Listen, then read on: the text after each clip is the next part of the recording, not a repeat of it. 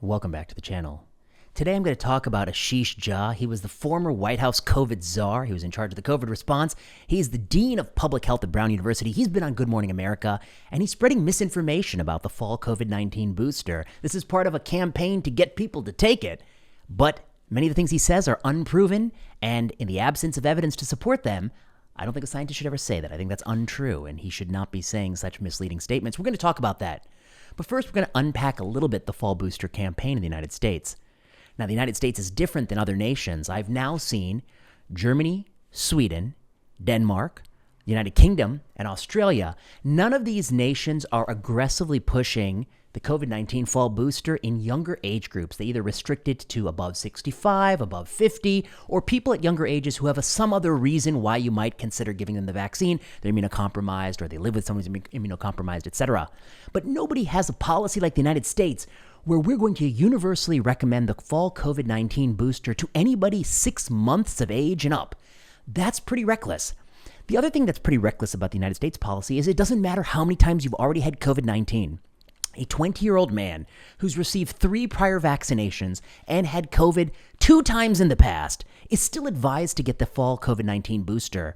This is really a very aggressive and outlier position that's not on par with peer nations and appears to be, in my opinion, deeply problematic. It's medically problematic. There are many levels of problems here. Let's try to unpack some of that. Let's talk about Ashish Jha and some of the things he's saying on Good Morning America. Let's get into it. So, what's the first thing I want to say? The first thing I want to say is that it was not guaranteed that we need an annual COVID-19 shot. In fact, for some people, they may need it more than annually. I mean, they may benefit from something more than annually. For other people, it's very likely they don't need any additional doses.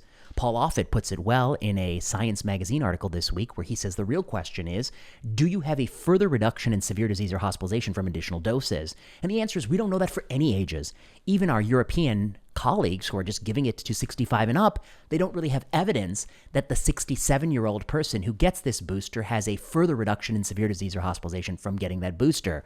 There is no real population level reduction in transmission because we know the COVID-19 shots after at least a few months have absolutely no effect on transmission. They can't possibly have an effect on transmission because they have no effect on symptomatic SARS-CoV-2 acquisition.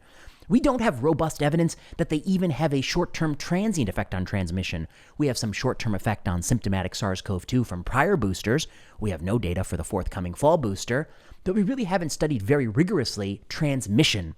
We may know if you have enough virus that can lead to a PCR positive result or a antigen positive result or even viral culture positivity, but we don't really have gold standard evidence about transmission, the act of spreading the virus. Let's set all that aside. I think it's generally well agreed upon that these vaccines do not halt transmission. They don't really slow transmission. I think the idea that if you vaccinate some pockets of very wealthy nations with an annual COVID-19 booster, that you will slow transmission across the globe as COVID-19 sweeps around the globe for the next 10,000 years, the idea that this kind of vaccination strategy will make any effect in the broader scheme is thinking that you're slowing a forest fire by dumping a glass of water out on your lawn before you evacuate. It's pretty stupid, and I think that's a stupid thing to think. The next thing.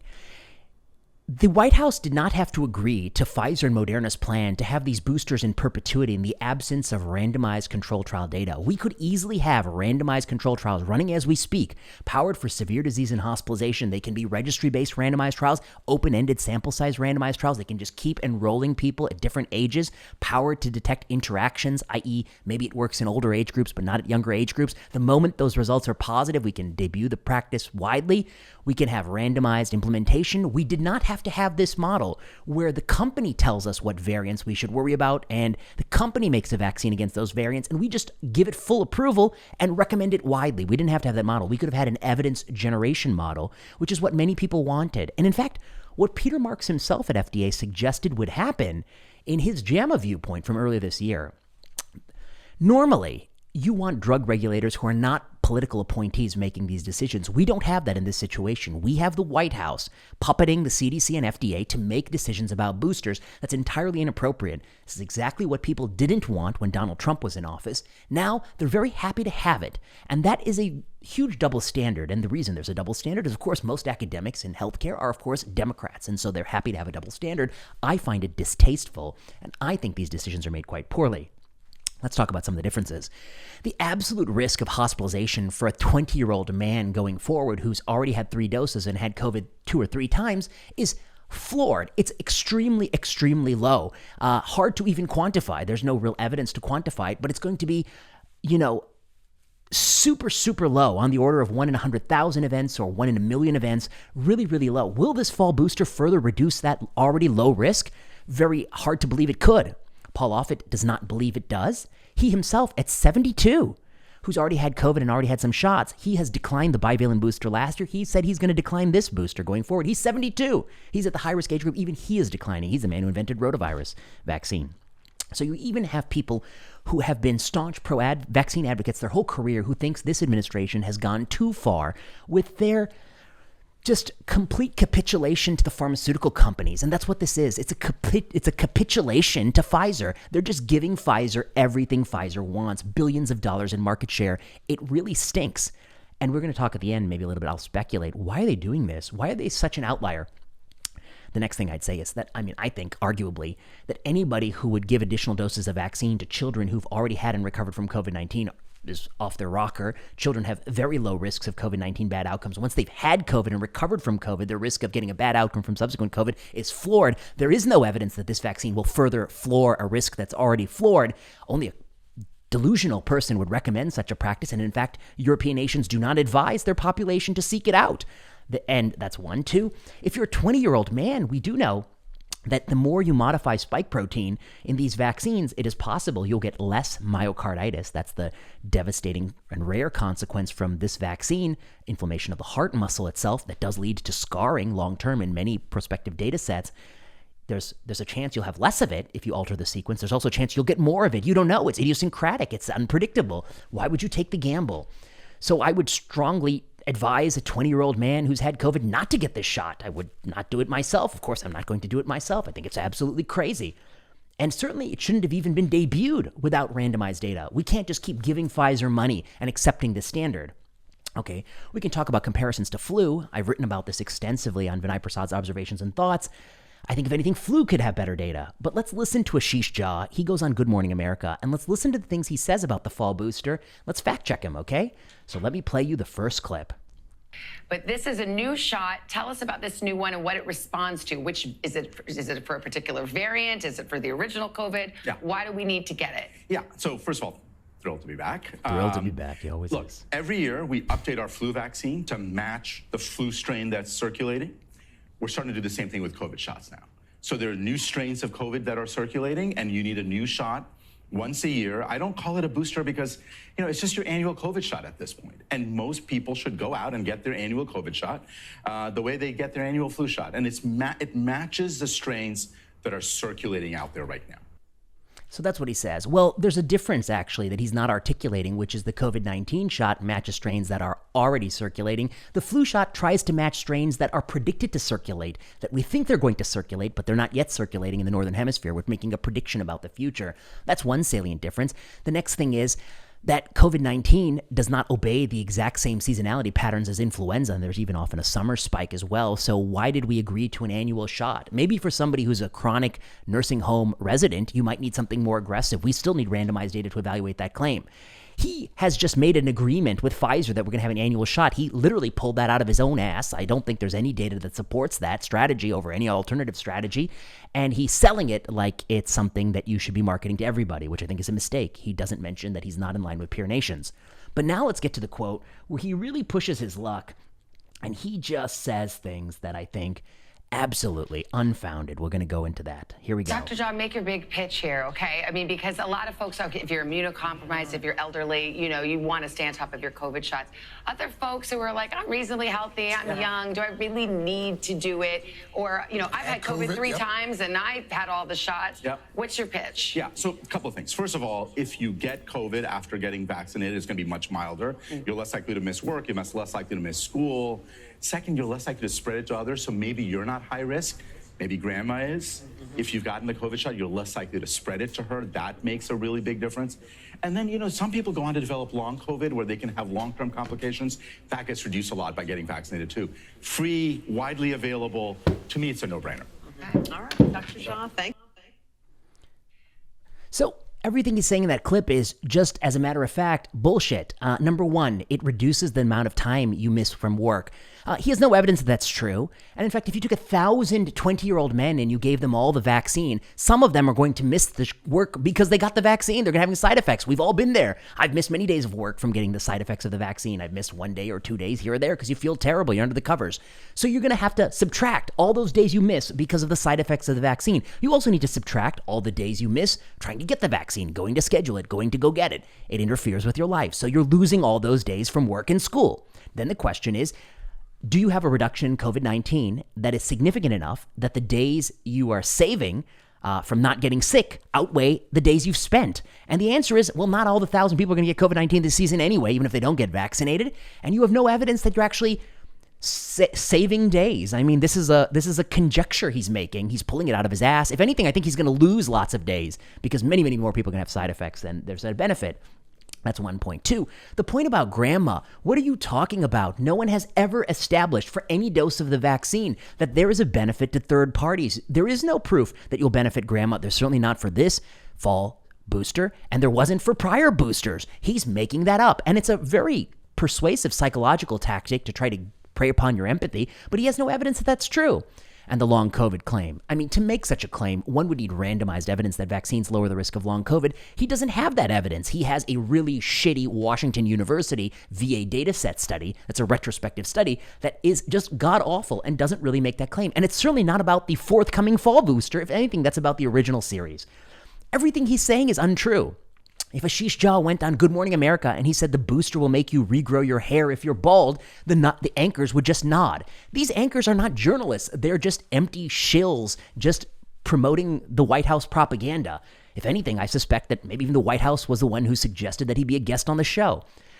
Just terrible. I mean, he's just making things up. He has no dignity as a scientist. Maybe he once was a scientist and now he's just a salesman, a snake oil salesman. If you said any of these claims about any of those drugs that don't do anything much, like ivermectin and hydroxychloroquine, they would censor you for misinformation. They'd say, there's just no evidence that that's true, is there, Dr. Jha? But for the booster that has no clinical evidence, he's allowed to make these claims. It's such a double standard in the news media. Nobody has integrity. He has no integrity for what he's doing in these video clips. It's just terrible. It's a terrible propaganda campaign. Now, why is the United States such an outlier? I think about it, and I mean, one cynical view is that, of course, the companies make money here and they'll make a lot more money. The answer to that is that they will make money even if people say no, because the government is the one that buys all the shots, and the average American doesn't want the shot. The last booster had uptake of something like 14%. I suspect this booster will have 7%, and each additional booster will just dwindle, dwindle, dwindle, unless some stupid school makes it a mandate, etc., and then they'll push it up a little bit, but it'll just anger people and create all these problems.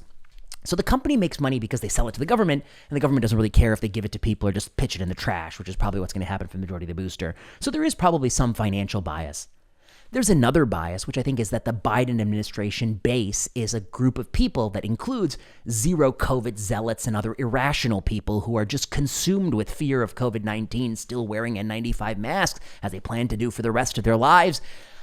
That group needs something. They want something. And so the Biden administration is making a political gambit that, well, let's just offer it to everyone and shut them all up and maybe keep them on our side in the next election. And that's why you wouldn't want politics making these decisions, because the European nations are more wise. They think, yeah, a healthy 20-year-old who's had COVID 3 times might have some anxiety disorder and think that they need another shot. We shouldn't even recommend it to them or offer it to them because that would be malpractice. That would be inappropriate to do that. We can't feed into your delusion that you're actually at high risk of COVID. We'll encourage you to take the mask off and get back to life, which is what we should be doing in this country. Instead, we have sellouts like Ashish Jha, and he's selling out for career advancement. Really, that's what he's getting from the White House. He's going on Good Morning America, and he's saying things that are just absolutely unsupported. When a scientist makes a claim that a medical product will do something and he has no evidence for that claim, that is the definition of a scientific lie. You're lying as a scientist because we demand evidence to make claims. I could say that I could go to my spice cupboard and I could mix some turmeric and curcumin and I could cure your cancer. And then you're going to say, you don't have evidence for that. You're just making shit up. You're lying. And I'll say, well, you don't have evidence that it's not true. And that's really the sort of argument that Ashish Jha is making. You don't have evidence that it's not true because the vaccine hasn't debuted yet and we don't have clinical trials. That's not good enough for a scientist. You have to have a higher standard. So I think he's done a terrible job. He was a terrible COVID czar. We should remember how he was even picked. He was picked because and this is from news reports, the White House and some people in the White House saw him on TV. They liked the way he talked, probably because he was kissing their ass and praising them. So they brought him in as a White House czar. Why was he on TV? Because he was tweeting a lot early in the pandemic. He's not being picked because he's a global health scholar. He's a pandemic scholar. He tweeted a lot, very cleverly and calculatingly, and then he got on TV a lot, and he took advantage of those opportunities and got himself in the White House. He's had massive career promotion from tweeting, I would say, servile platitudes on Twitter about this administration, which has done just a piss-poor job of COVID-19 management. They're catering to the worst and most irrational elements. They're not evidence-based, et cetera, et cetera. The fall COVID-19 booster strategy in the United States is a complete public health disaster. The biggest disaster is that we're not compelling a company that made $100 billion from running many, many randomized controlled trials, and they should be running many. People say this is just like flu. It's not like flu. You're not making a prediction about future strains. You're actually using currently circulating strains. That's one difference. Two, the vaccine is historically more reactogenic. There are more side effects than flu vaccines. Anyone who's gotten flu vaccines would say, I never spent 2 days in bed after getting a flu vaccine, but one of these doses did it to me. That's another difference. Three, the flu influenza undergoes more reassortment and genetic changes per annum than this. Three, maybe we can improve with flu vaccines. Actually, we should have randomized controlled trials of rollout of flu vaccine, randomized trials of, and I'm going to write a paper on this, 2 different algorithms, an algorithm that makes flu vaccine A and flu vaccine B. Remember, it's a prediction. So we can have 2 different algorithms, make 2 versions of flu vaccine. Then we can launch a 3-arm randomized controlled trial. Dose A, dose B, no dose at all. And it doesn't have to be limited to 2. You could have 6 algorithms competing, and then we could choose which algorithm delivers better performance season over season. You can do those strategies. You could do randomized trials of deployment. You could do a randomized trial in September and get the result by September 15th if you have a large registry-based randomized trial. People who say you can't do randomized trials of respiratory virus, they're stupid people. They're stupid because, 1, they don't understand how randomized trials work, and 2, they're not creative enough to think of the many ways you could do randomized control trials. You could also do challenge trials. COVID-19 vaccines could easily be subjected to challenge trials. You could do a trial in a day. You could bring all these people in, vaccinate them or not, have somebody blow COVID in their face, and then at 30 days or 60 days, measure outcomes and see, is anyone actually better off in a clinically meaningful way? You could do a challenge trial for flu as well. And we do some of that, but not as much as we could. We really just hand over money to these companies for their products based on very low credibility data. Ashish Jha is fueling that effort. He's making many unsupported statements on Good Morning America. The anchors are nodding like the empty suits that they are, and this is bad. This is misinformation. This is really making statements that are untrue. He's no better than the charlatans that come on the fringes of the internet. The only difference is this is government-sanctioned misinformation, so that's why it's on NPR. That's why it's on Good Morning America. So check out my Substack, Vinay Prasad's Observations and Thoughts. Subscribe. I've been taking him to task with his many incorrect statements, which I think do approach lies, because a scientist makes a claim and there's no data for that claim. That's a lie. I think he should know better. He probably does know better in his core, but I don't know why he's doing, well, I suspect he's doing it for the career advancement that comes. The administration, I think, I have a tougher time. I mean, yes, Pfizer makes a little bit of money. There are other ways to funnel monies to companies, so they didn't have to mass vaccinate, 6-month-old babies to do that. And actually, most parents are not going to vaccinate their 6-month-old baby because parents have some common sense. So why are they doing it? I think mostly to offer it to their most deranged constituents. There's somebody in the constituency who wants to vaccinate their 8-month-old baby, and they don't want to lose their vote in the next election. That's the only thing I can think of. I can't understand why a rational doctor would ever do that. I think a doctor that actually recommends, like Ashish recommends, she asks him point blank, should somebody who's had 3 COVID-19 episodes and 3 shots get this vaccine? He says yes. Deranged. Absolutely deranged that he would say that. That's basically malpractice. I mean, I don't think any sensible doctor globally would advise that. I was even asking my most ardent friends who are biggest proponents of boosting, would you give it to somebody who's had COVID 3 times? And they say, no, how can anyone justify that? That's just crazy talk. Of course, the absolute benefits of that are going to be super low, and the risks are non-zero. We don't give medical products for somebody unless you can prove a net benefit. That's the way medicine has always worked. Ashish Jha is crazy.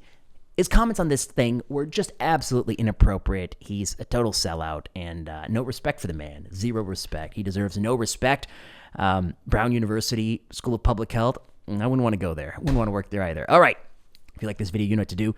Like, subscribe, comment, leave a message below. I'm going to be back with a really good story about a chairman of medicine at Stanford silencing the faculty. This is unbelievable. So we'll be back. Thanks for listening.